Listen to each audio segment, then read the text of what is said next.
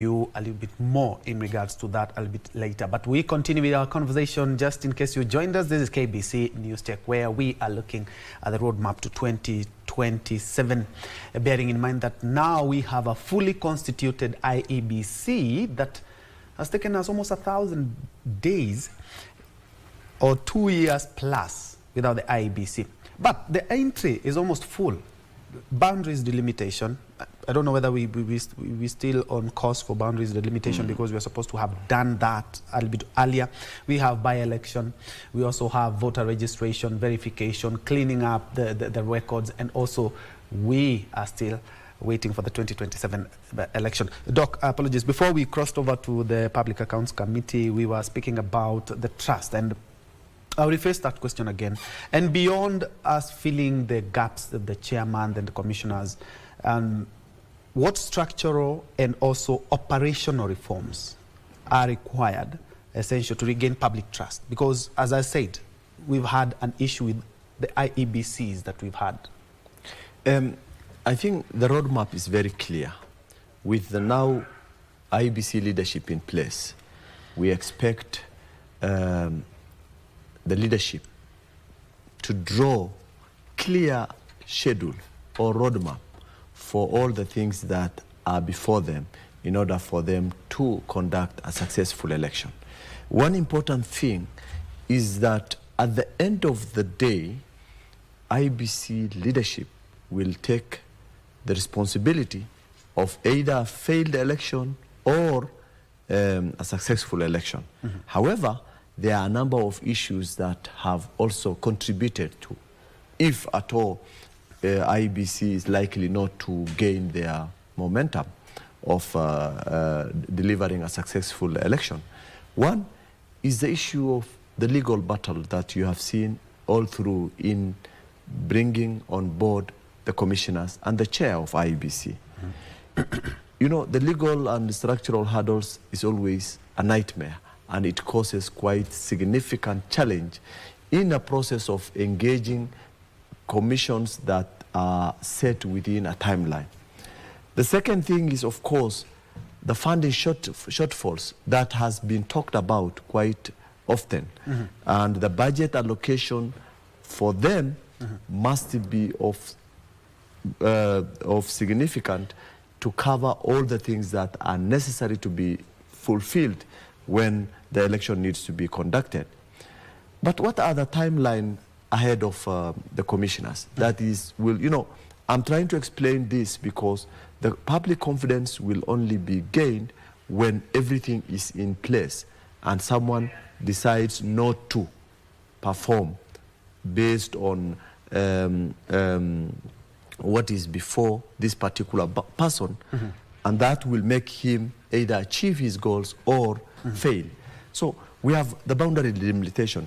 The deadline for boundary delimitation was due March 2024. Yes. Meaning then, it's still not completed. There is already that itself is a constitutional crisis. My friend Wakili has arrived, so I know he talks about a lot of constitutional crisis, and he will let us know what exactly the crisis is all about. But still uncompleted. The second thing is the voter registration, which will have been, in essence, either continuous or, according to some documentation of the records, after 10 years, a new registration is always conducted to remove all those people who have died, to remove all those people who have,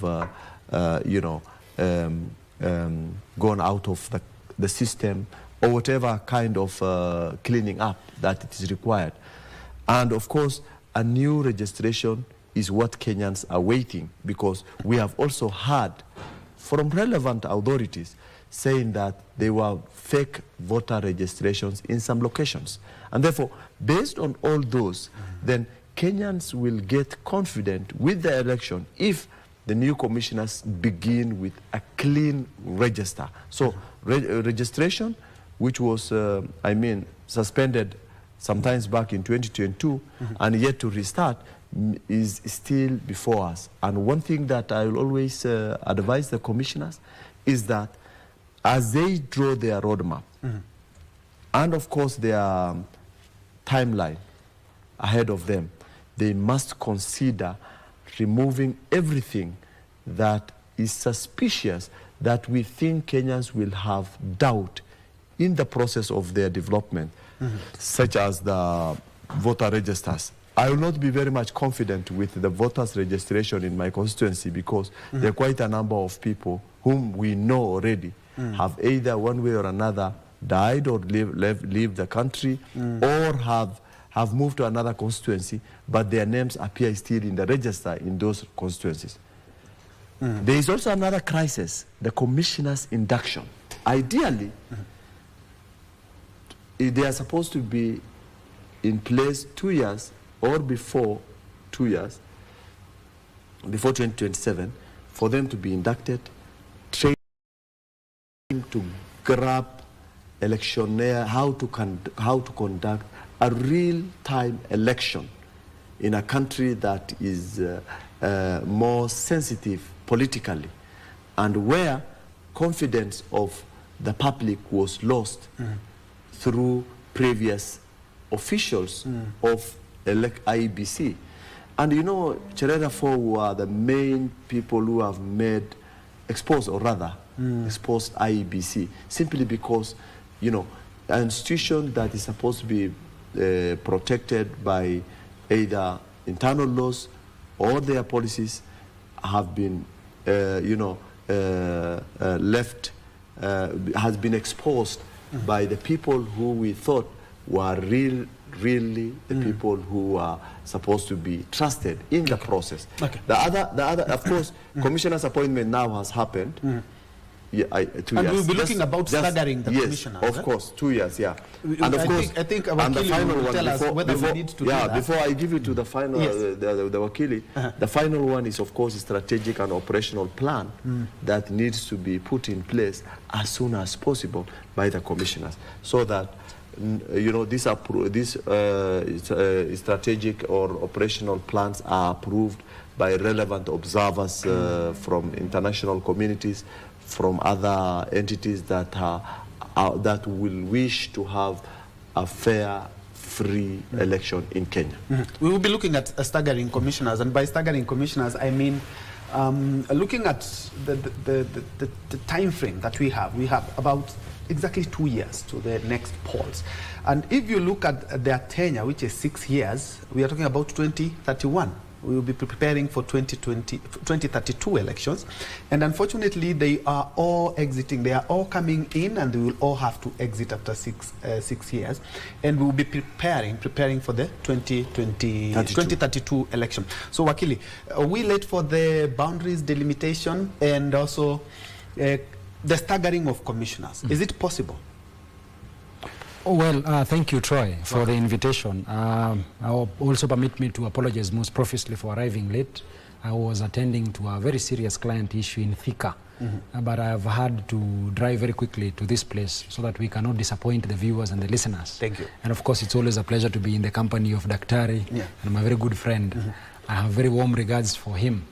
Now, when we look at this issue or the concern about the IEBC, first we thank God that we now have an IEBC in place.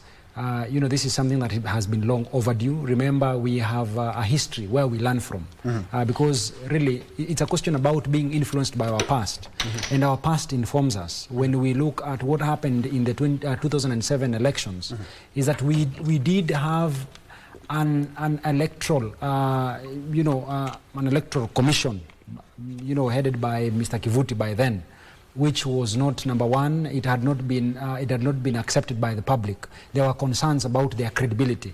Number two, there was a concern that they did not have enough or sufficient time to prepare themselves for the election of the year 2007. So flowing from that, I mean, with the recommendation that we got from Kriegler recommended that indeed it will be desirable for us to have a commission in place 2 years before the election, so that they can also learn the ropes. I mean, this is a learning process. Election in itself is a process. It's not an event. It's not the event that we'll be experiencing on the 10th or the 11th of August, come the year 2027. So I mean, we must thank God for the situation that we find ourselves in. We have a commission about 2 years and a month. 2 years and a month to the general election. We know too well that there are a number of by-elections that we expect flowing from the death of, there is a member of parliament that died from the northern part of this country. Is it, I think it's Banisa constituency. Yes, Banisa. We have an election of a member of parliament from Magarini, I think, in Kilifi, that was invalidated by the Supreme Court of the Republic of Kenya. We will have also by-election for my good friend, Mr. The CS, Opio Andai, who was now elevated to the position of a cabinet secretary. We have a number, including Mr. Ruku and others. We also have wards that do not have a representative to this minute. So for that reason, we are looking forward to the commissioners being prepared for the 2027 elections from the by-elections that they will be conducting. These by-elections will, number one, tend to either influence the mind of the electorates, the citizens of this country, and even the international community, that indeed we have an election commission, or we have commissioners that are exercising their independence when it comes to the conduct of elections in this country. So that confidence that we will be having through the conduct of the by-elections is the same confidence we will carry when we are going to the 2027 general elections. So that is something very important and fundamental. I know that in the entry of the commissioners, particularly my senior, who is the chair of that commission, Mr. Erastus, is that, the credibility and the acceptance of these commissioners as commissioners of the Republic of Kenya, not commissioners serving the interest of the president. So that is very fundamental. It's very important. Remember, there has been a lot of litigation surrounding their appointment. There has also been a lot of concerns, with the allegiance or the relationship between certain lawyers, my senior, the chair of the commission as a lawyer, of someone who is advising the president. But let me just also point out, the public needs to learn and to understand things. That when we as lawyers are given assignments by people, it is so wrong. In fact, it goes against the international principles of how we look at lawyers. When you liken a lawyer to the problems or the concerns or the challenges of their client, so that if I'm representing a murderer, someone who's been accused of murdering someone, it is so wrong that you want now, moving forward, when you look at me as a friend of that client I was representing. So I'm speaking this in an attempt to explain to the minds of the viewers and the listeners at home that indeed we know there has been a relationship, a legal relationship between the chairperson and one Mr. Nanok, who is serving in the office of the president. But it will be so wrong for us to conclude by that mere fact that the independence of the chairperson of the IEBC is in issue or will be in issue. It is important that we give him that benefit of doubt, give him the opportunity of serving, just like everybody else. This is a position I know is not very popular. You might not want to serve as the chair of that position, but he has taken that position. Let us give him the support. Let us give him the benefit of doubt until or unless he persuades us from his conduct or behavior that we should not give him that support. Okay. And you'll be telling us whether we need to stagger them so that maybe we have 3 that retire after the 6 years, and then we have at least 3 who can be able to even assist those ones as well. Well, I think that is a call of duty. That is something as they need to exercise a civic duty. Remember, we had a situation where the retired Chief Justice, Dr. Willie Mutunga, Emeritus, retired an year, or I think an year or 2 before his due date for retirement. I mean, you just need to be a Kenyan. Just have the perception that this country is even bigger than yourself. If duty calls upon and we face ourselves or we get ourselves in such a crisis, I think it will call upon the heart of these commissioners to think about this country, to ask for that early retirement so that they can pave way for the appointment of other commissioners so that we avert the possibility of a crisis come the election of the year 2032. And we are now speaking about 2032. The reason I'm saying this is because we've taken 2 years to set up IEBC. Sure. So after their term ends in 2031, if we stay for 2 years, even 1 year, will be an issue because we will not be ready for the 2032 election. Indeed. All right. Coming to you, Austin, I'm looking at the youth and what sort of civic education or what measures are you taking, and especially from Kilifi, to sensitize the youth on their rights as voters, on their rights as Kenyans as well, and their right also to become leaders? Because we have seen youth are being used during elections, but at the end of the day, they don't clinch those seats. Yeah, very nice. First of all, the youth must understand their duty in Kenya, not only during elections, but before elections. Before elections, they should take their responsibility and register as voters. Take IDs first, then register as voters. Educate their fellow youths the importance of having those voting cards. Taking the responsibility of going to polling stations and vote for their leaders, which they think they will work for them. Not only that, after voting, they should ensure that their votes are protected. The rigging that has been witnessed in the past, in every year during elections, should not repeat itself. So it is their responsibility to ensure that their votes count, and they should not depend on IEBC to give them the results. They should be there to witness and report directly to the people what they have, the results that are out. And the same way we see vehicles having speakers and talking about, oh, vote for Daktari, vote for Shadrack Wamboi as the MP. Are you doing this sensitization to youths? Which means are you using? Because we have seen that the youth are using technology and matters.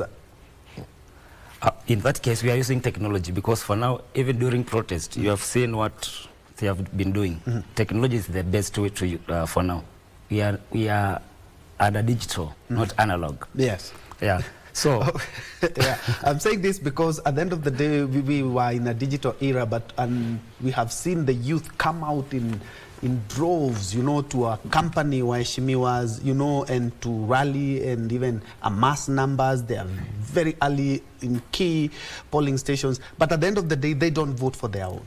Now that was past. Now we are looking at the present. Okay. Yeah. That's a good one. Okay. So it is now for everyone's responsibility. Yes. To ensure that they do the right thing. First of all, by educating their fellow youth, the importance of voting and the importance of protecting that one vote. No vote should go where it should not be. Yeah. No rigging will be witnessed in 2027. I think so, because what we have witnessed since June 25th, that reveals that rigging is coming to an end in Kenya. All right, and still picking from where you've mentioned, it's a good thing you've brought that up, because my next question to you, Doc, was the challenges that IEBC must try and waddle in the next at least 12 months, because in the next 12 months will be a year to the general election, and I'm quite sure we have done away with the by-elections, and if the boundaries limitation, if at all we can be able to squeeze that in. And one of the biggest challenge I think the new IEBC has faced is some of the sentiments from our leaders. There's a woman rep from Wajir who talked about rigging, and IEBC, I think that was the first statement that the new IEBC issued in regards to matters elections, and said that no, those sentiments were unfounded and IEBC remains truthful. What other challenges are we able to navigate through in the next at least 12 months? I think first, I think I wanted to add a bit of what our young youth has said in regards to their role in the 2027 election. is how best they prepare themselves now in terms of voter registration. He has mentioned issues of IDs, and of course in a sober mind where they go and decide who becomes their leader. That way they will have no one to blame other than themselves if they don't do so.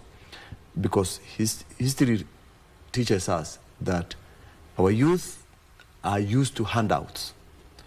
Whenever a politician comes, they want to be given handouts. Handouts compromises your decision. You are likely not to make a decision based on your conscience because you have been enticed, and therefore that means then the decision you are making at that particular time during the process of your enticement will not go into favor you afterwards, because this is a short-term thing. So therefore our young generation, our young men and women, I think they need to empower themselves and bring on board leaders that they think are worth to be in office to address their issues. Coming to election, IEBC and the challenges likely to face, and of course our political class, as I earlier mentioned, in the election process, we have the political class and we have the referees who are the IEBC officials or the commissioners. We always point finger at the person who is the referee when you are when you have failed or when you are not the one who has been declared as a successful one. That is normal and common with human phenomena.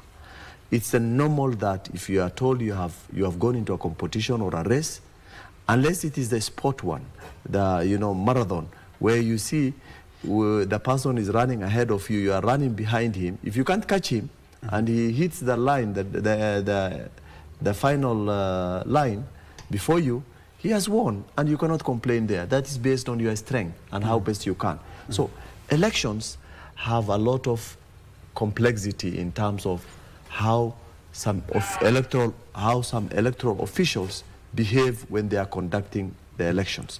What is that? One, each and every election official has a link to either a politician or a family member or a region or a person that he thinks will going to benefit him or carry out his interest. Based on that, you will always hear there will be a rigging process. But now, if the president is the one to appoint the commissioners, but the commissioners have gone through a vigorous process that constitutionally allowed for them to be subjected to, then I don't think if that will tell or inform anyone that the president will go into rig based on the commissioners who have been put in place.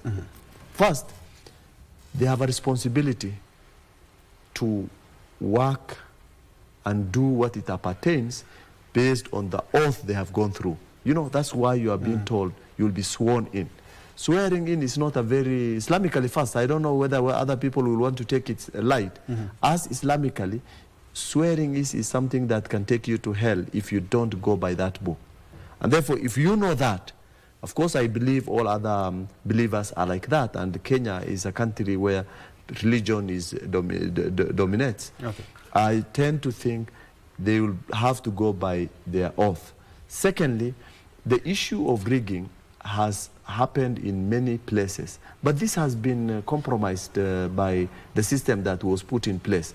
I mean, you can conduct rigging at the polling station by coercing the voters so that they vote for you, or you go into the line, pay them something. That's already also rigging. Okay. But electoral IEBC officials have no window of rigging, particularly at the commission level, because all the elections are conducted at the polling station. So it's a matter of you having your agent at the polling station to make sure that nobody steals your votes, if at all there are votes being stolen. All right. The times are gone when votes are being stolen, because we used to have physical votes that we drop them in a box, and sometimes people bring other boxes and fill them in. Now you have the record, you have the digital one, and you have your agent who is next to you. As long as your agent has signed the document, whether someone has rigged in favor of someone else or not, and your agent has confirmed, he is the person who represents you at that particular point, and whatever he says is what makes you believe that the process was fair, free and fair. All right, and because of the interest of time, Wamboi, what concrete action should IEBC take to also incorporate and inclusive engagement to all? Because as I said, that was a very good show of power when they say that whatever politicians are saying, yes, that is not what we are going to do. And do we need any amendments to the Election Act? Well, not quite. I think there are certain priority matters that the IEBC should be looking at. First, and I want to commend them for doing that, is the question about their credibility. So coming out very clearly and distancing themselves from the sentiments made by the Wajir women representative and other leaders. I mean, we've been hearing this from everywhere, that zisipotosha watajaza. So that is a very good show. Coming out very strongly to defend the independence and the credibility of the commission is very important for us to give a very good, clean bill of health to what will become of the elections of the year 2027 and the by-election results that we'll be experiencing. Secondly, there is a question about the delimitation of boundaries. That is also a priority issue. Remember, the law has given them, or the law prescribes, the Constitution prescribes, that this delimitation of boundary must be done within 8 years and not more than 12 years. So the last one was done in the year 2012, March 2012. So that the 12 years takes us to the year 2024. So flowing from that, and knowing too well that the reason why we did not have the delimitation done within the required timelines in the Constitution is because we lacked the commissioners in office.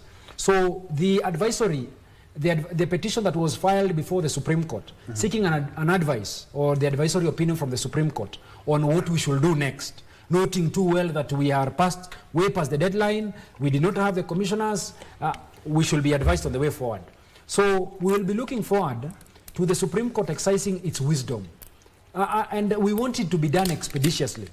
The reason being is because this delimitation of boundaries cannot be done, lawfully speaking, 12 months before the election. So it means it must be done between now and next year, a time like this. Otherwise, we will risk now having confusion when it comes to the voters. Yes, the voters will not even know which constituency, which ward they will be voting from. So that is important as their entry.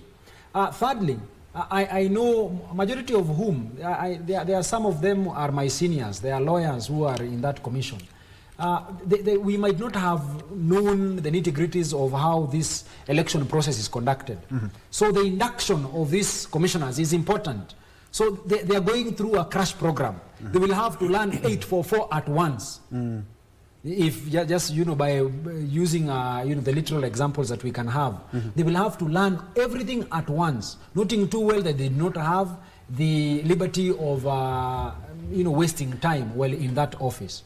But over and above it all, I think it is important that we remind them from where they sit that the elections of the year 2027, this 7 usually has some issue that comes up. You look at the elections of the year 2007, you look at the elections of the year 1997, 2017, that 7 usually has some problems. So it is important that they take their calling very seriously. The Daktari has said that if they do not take their calling seriously, they might even attract some curses. Thunder might even strike them. So it is important that they take their calling seriously, conduct this process, because it's a process. They conduct it very seriously so that we can give Kenyans the leaders that they desire. All right, and that's why I'm talking about also staggering this. But unfortunately, we have run out of time, but I will give you the final words in 10 seconds, kindly. Okay. Mine to leaders. And especially to the young generation. I'll go for leaders and then to the young generation. Very quick. The leaders who are saying that isipotosha wataongeza. Labda wataongeza maji lakini si kura. That one will not be allowed. Labda ongeza maji. Now for younger generation, please ensure that you are responsible guys. Don't engage in things, activities that will cause injuries to you, especially protest. Let us protest in ballot paper, in polling station, not in streets. Take that responsibility and vote wisely. Take your voting cards. Let that be your weapon. All right. Yeah. You have 5. You need 5 seconds. I only wish the IEBC commissioners to do their work as per the constitution and make sure that they build confidence of the public based on what we see they will be doing in the next 12 months. Final word, 10 seconds. Yes, thank you. To the young voters out there, some of whom are trying also to get the access to their voters card, it is important that we mark the exams of each leader independently. When we say Ruto must go, there are people who are hiding behind Ruto must go, Ruto one term, so that they can cleanse their failures. So if there is an MCA who has failed in his responsibility, if we have MPs who have assisted the president to succeed in everything that he has succeeded in doing to Kenyans, we must also ensure that even these MPs, they should go. Any person who has been an enabler to the ills that we have experienced in this society must also go home. All right. Thank you so much, and I totally concur in regards to that, because at the end of the day, we are looking at governance issues. So if at all, anybody, be an MCA, a women rep, an MP, you've not done your work, you should also go. And the good thing is that IEBC, we really need to also build trust on that. Many thanks indeed for joining us. My name is Ben Troy Njue. I've been hosting on my immediate left, Peter Austin Ngui, who is a youth leader in Kilifi County, Dr. Harun Isaac Hassan, who is a governance and leadership expert, and next to him, we have Shadrack Wamboi, who is a governance expert and also an advocate of the High Court. Many thanks indeed for joining us. Let's continue this conversation on the social media platform. I'm Ben Troy Njue, and we had Lucy Maura earlier on. Now we have Anwangeshi. I'll sign with it up today.